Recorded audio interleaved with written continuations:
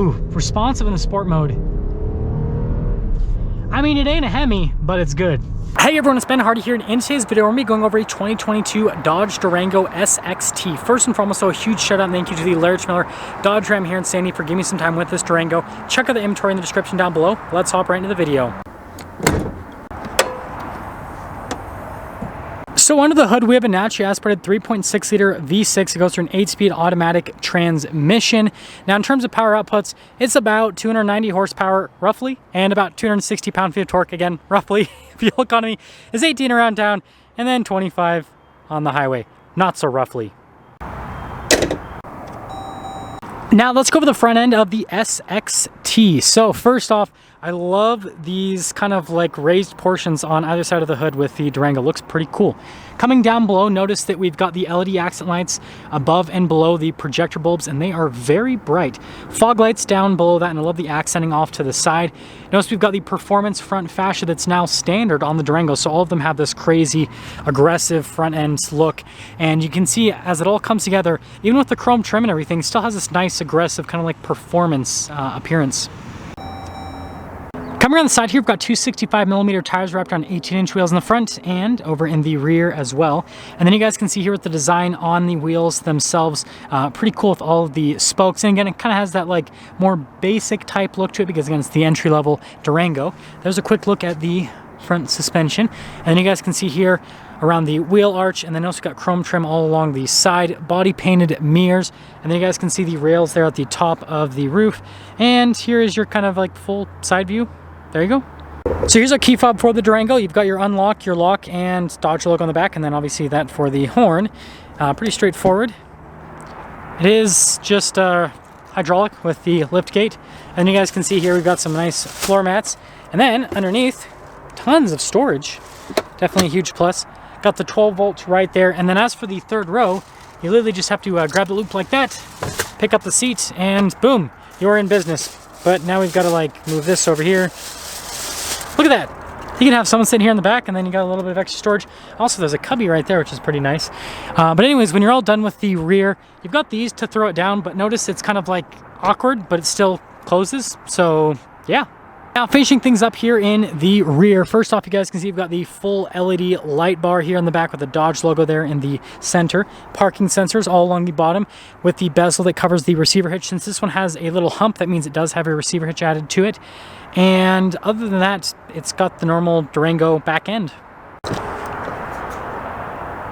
Now here's the door panel in the rear. You guys can see really nice trim that goes across. Then you got the padding down below that, and then the stitching that goes across there. And then look at the blacked out trim around the door handle. And then here are the seats in the Durango. So you got these cloth seats. I love the pattern here on the seats themselves. It's actually pretty soft to the touch too. Stepping in. Ah, nice. Legroom. Headroom. Also climate controls here at the top. Vents down below. And this one is a bench seat. So you've got the armrest and all that fun stuff right there. Now, as for the third row passengers, I recommend kiddos there for the back.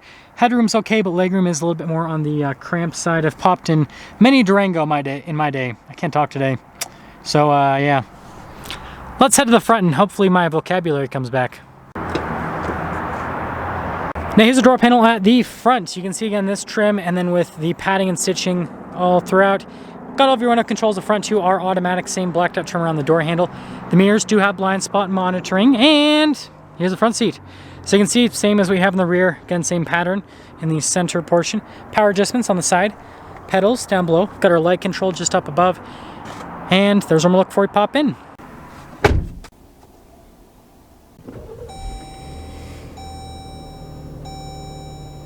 So here is our steering wheel. We've got really nice leather here at the top and at the bottom. Perfect leather here on the sides, so you get a better grip.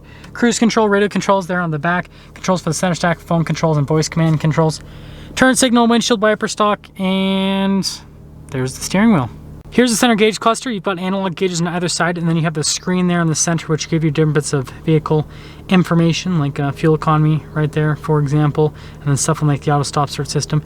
Pretty straightforward. We'll see it to be a speedometer. We do have some different drive modes. We have an eco mode off, but the main one that actually pops up here is the sport mode. So you can see pops up with that whole icon, and there you go. Here's the center infotainment system. Popping it into reverse, you got a backup camera with trajectory lines that do turn with the steering wheel, and resolution on the camera is good. Now moving on from that, notice the climate system is off. However, this does have a tri-zone climate system, so 2 zones for the front, 1 for the rear. And there's a screen on and off button, which you can do. And also notice I can touch the screen to turn it on, which is pretty cool. Go to the controls tab, got the headrest fold, got the backup camera that you can go to, and then you've got your apps tab.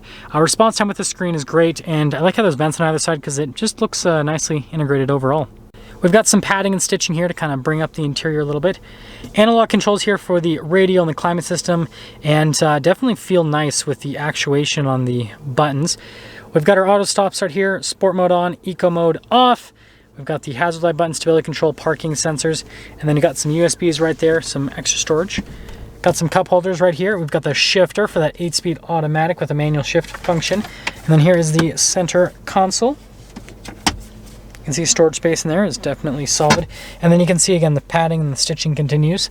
And then glove box and sunglass holder, lighter colored headliner. That's all for the top. Now here is the window sticker for the Durango SXT all-wheel drive. So you guys can see the base price right there. And feel free to freeze frame if you want to read all of the standard equipment that comes with this. And then you guys can see the optional equipment on this particular one. So this one basically has the trailer tow group added to it, and then also the paint color. Anyways, $41,260 is the total MSRP. Let's take her out and see how she drives.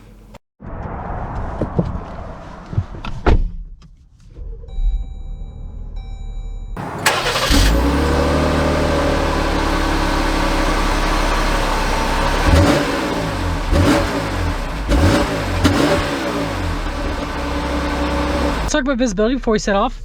There's visibility of the hood, both mirrors. They do have blind spot monitoring. Then throughout the rest of the rear, and let's set off. So setting off in the SXT Durango.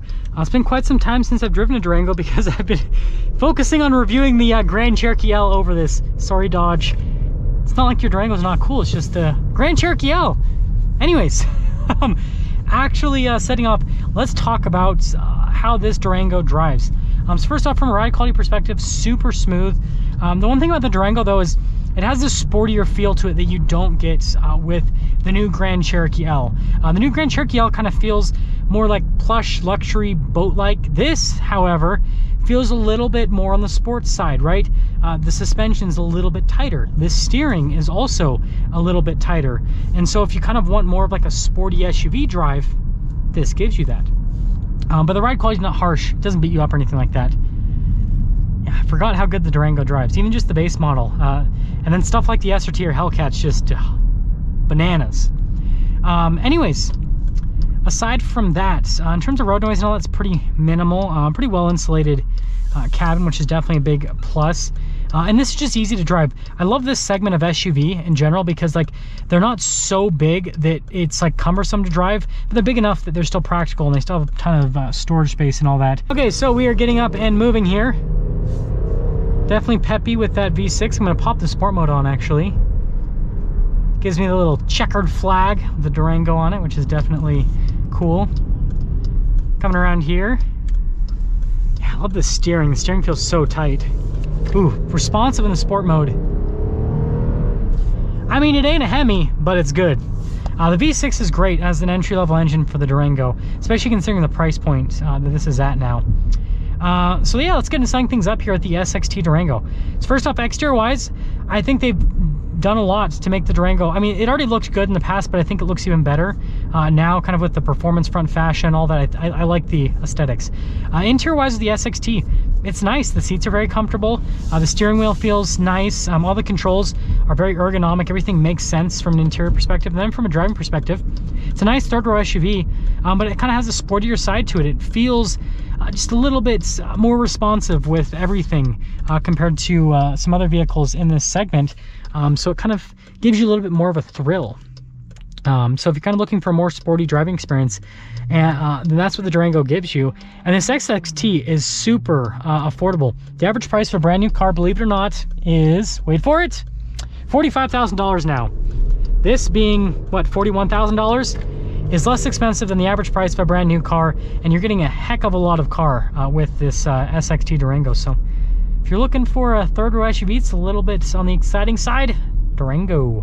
And that's gonna sum things up for our video on this 2022 Dodge Durango SXT. Again, a huge shout out and thank you to the Large Miller Dodge Ram here in Sandy for giving me some time with the Durango. Check out the inventory in the description down below. I'll see you guys in the next video.